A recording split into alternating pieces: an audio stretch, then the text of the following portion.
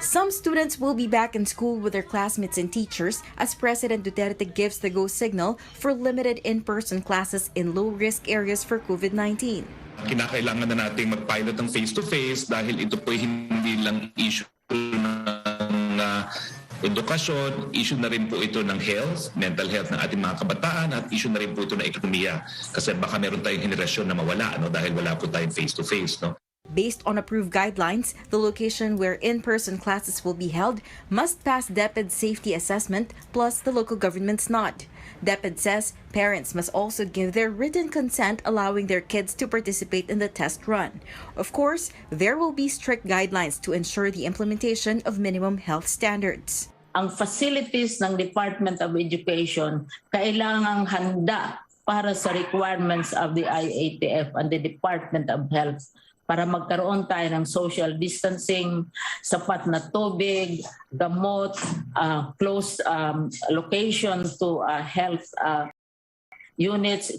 The Education Department will start with a maximum of 100 public schools and 20 private schools for the pilot. The agency has yet to identify these schools, but DepEd Secretary Leonor Briones says the limited in-person classes will be piloted in select grade levels. The class size for kindergarten is limited to 12 students. Grade 1 to 3 classes can have up to 16 learners, while technical vocation classes can accommodate up to 20. Para magkaroon tayo ng space for distancing. Face-to-face classes won't be held every day. It will be conducted by schedule and will be strictly monitored down to the movement of students. The blended learning mode will stay. Classes for kindergarten to grade 3 must run for 3 hours at most.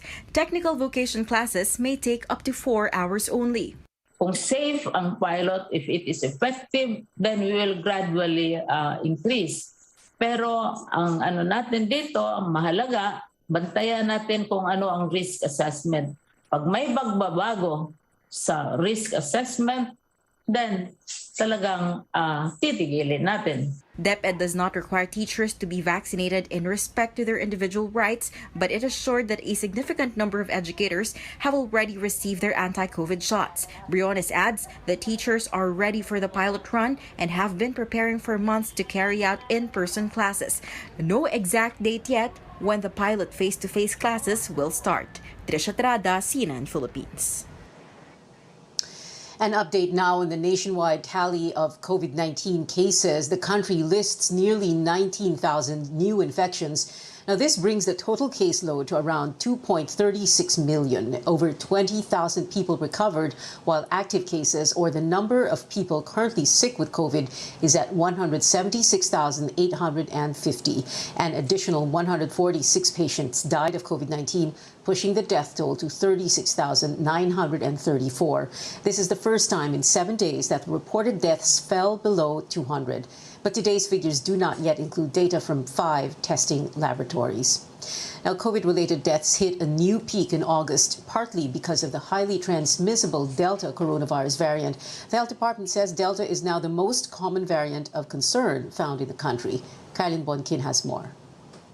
This graph shows the SARS-CoV-2 variants found in the Philippines this year. There were only 5 variants of concern cases in January, all alpha. The others not as alarming. In February, more people got alpha and beta variants, driving the surge in March and April. Then Delta came in the picture. And true to its reputation as the more transmissible variant, it was only a matter of weeks before more and more people caught Delta. In September, almost 9 out of 10 tested for variants have Delta, making it the most commonly found variant in the country. Sampling methodology also affects these proportions, as samples from target areas or populations are prioritized more. Delta is found in all age groups, especially among 20 to 59 years old. The death rate among those with Delta, about 2.5%, higher than the death rate among total confirmed COVID cases. The elderly with Delta are more likely to die, 17 out of 100 people for 80 years old and above. Even children are not spared. Almost 2 out of 100 children aged 9 below died. This variant drove many hospitals beyond limits. August recorded an all-time high in deaths, an average of 155 people every day, more than the surge in April. The national case fatality rate was lower this year than last year at 1.47% versus the 2.47% in 2020, despite cases and deaths increasing by more than twofold this year. About 20,000 new infections are reported on a daily basis in the past 2 weeks. Both the Octa Research Group and the Health Department say COVID cases don't seem to be growing as much this past week, but they differ on whether or not it already peaked in Metro Manila. We may have peaked. This is just in its early stages. We're just seeing the peak from last week, so it can still reverse. It can still change. If we may have already peaked, then cases are starting to go down. When we had an average of almost 6,000 cases, yun ang peak natin. Pag-aralan pa maigi yung datos natin. Patuloy pa rin tumataas ang mga kaso natin sa National Capital Region, although bumagal ang pagtaas, pero tumataas pa rin siya. This delayed peak may be due to a slowdown in the case increases brought on by implemented community quarantine restrictions, improvement of PDITR, and vaccination. The government projects COVID-19 cases peaking by end of the month or early October. For now, 12 regions remain at high risk, where hospitals are almost already or still full, and those getting sick are growing by the day. Caroline Bongkin, CNN Philippines. More COVID-19 vaccines arrive in the country, bringing the total to over 64,500,000 more shots from Pfizer will also be delivered tonight. Based on the latest data, more than 41 million doses have been administered. That means 18 million Filipinos are fully vaccinated, while around 22 million got their first dose. The government aims to fully vaccinate over 20 million by the end of the month. This is still quite far from the government's target of vaccinating more than 70 million people, or 70% of the population. In the coming weeks, the country will receive 12 million doses from Sinovac, Pfizer, Moderna, Sputnik, and AstraZeneca. Now, President Duterte's former economic advisor, Michael Yang, denies he financed Pharmaly. That is the controversial firm at the center of congressional probes into alleged irregularities in the government's pandemic spending. Yang, through an interpreter, said he merely acted as a bridge. Mr. Yang said that when Lincoln approached, he referred him to friends, diba, who would be able to assist them financially. So what Mr. Yang did was to give parang towards his friends, he was like he gave his assurance with respect to the credibility of the borrower or sila Lincoln. Now, this contradicts the statement of Pharmaly officials who named Yang as their financier. Pharmaly needed a backer because its capital was just at 625,000 pesos when it began winning government contracts. The company bagged over 8 billion pesos worth of deals last year. Coming up, Senator Manny Pacquiao is ready to fight as a presidential candidate, but another faction of his party dismisses the move, and a group calls out two politicians, labeling them junior dictators. Details next here on Newsnight, where we go above and beyond the headlines.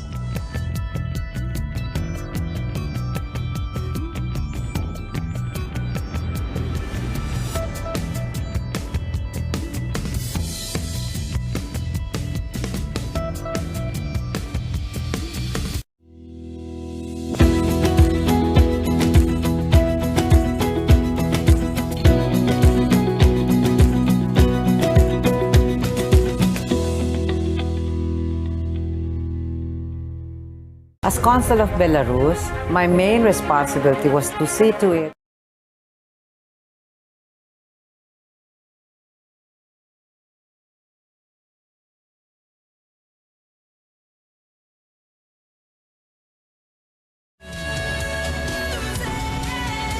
The over-the-top racing of the Cruisin' Blast arcade game goes portable on the Nintendo Switch.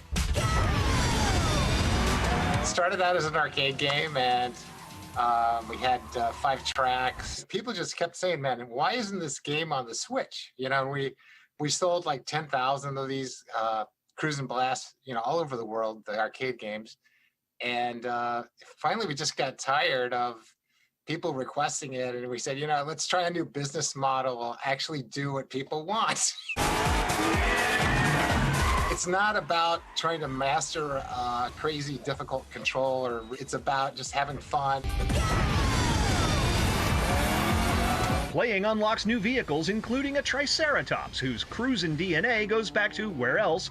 Jurassic Park. In the early days in the arcade, Cruise and Blast, we had, I think it was Madagascar, and it was a really cool track. Somebody said, oh, yeah, it's kind of boring at this part here. You know, I'm tired of watching water buffalo. Somebody said, well, let's just put dinosaurs in there. It's like, you know, and we had done this Jurassic Park game, so we had lots of dinosaurs.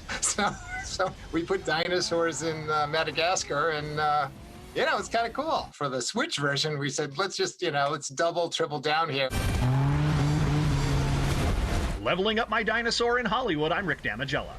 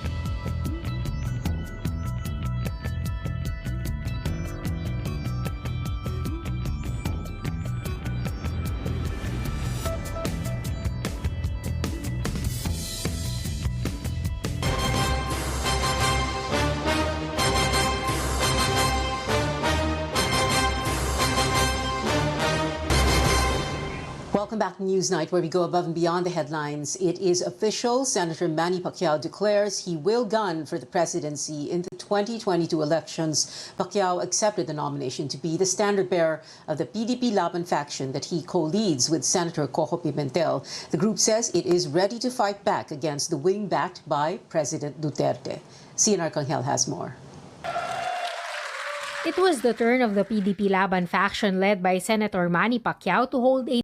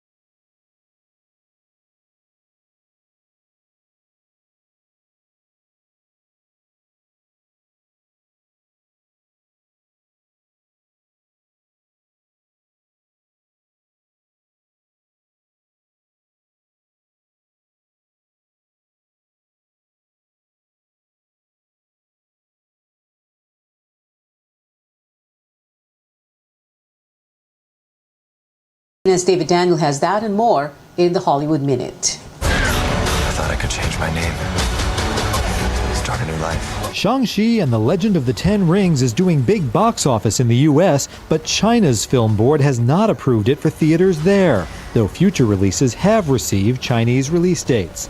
Chinese nationalists reportedly have criticized star Simu Liu, who was born in China but grew up in Canada. The Emperor asks us to bring peace to Arrakis. House Atreides accepts. One of those future releases is already doing well. Dune, France, Germany, and Italy, and made $36.8 million in its first weekend. The film expands worldwide, including the U.S. and China, on October 22nd. You know who you are, don't you? Your buddy from Belfast, where everybody knows you. An Oscar boost for Belfast. Kenneth Branagh's black and white drama based on his childhood in Northern Ireland won the People's Choice Award at this year's Toronto Film Festival. 12 of the last 13 winners went on to receive Academy Award nominations for Best Picture, and 5 of those films won the top Oscar. In Hollywood, I'm David Daniel. And in TV's award season, Netflix drama swept this year's Emmys. The Crown, which chronicles the lives of British royalty, took home 5 trophies under the drama category. The Queen's Gambit tied with it at 11 wins. Popular for its storytelling of a female chess prodigy's journey, the show reached 62 million viewers in the first 28 days of release. The one thing that no algorithm can predict and no billion-dollar budget can manufacture is word of mouth. This award is for the fans who told their friends and who became fans who told their friends, dude, you gotta watch the Orphan Girl chess drama. The Queen's Gambit was notably awarded for Outstanding Limited Series, and like The Crown, it grabbed prizes for its cinematography and directing. With a total of 44 statues to the streaming company, Netflix now has the highest number of Emmys than any other network or platform in 2021. To view the full list of awardees, you can visit our website and social media pages at CNN Philippines. Well, we still have 96 days before Christmas Day, and that is it for now. Thank you for watching. I'll see you again at 7 on News.ph. I'm Pia HONTIVEROS for Newsnight, where we go above and beyond the headlines.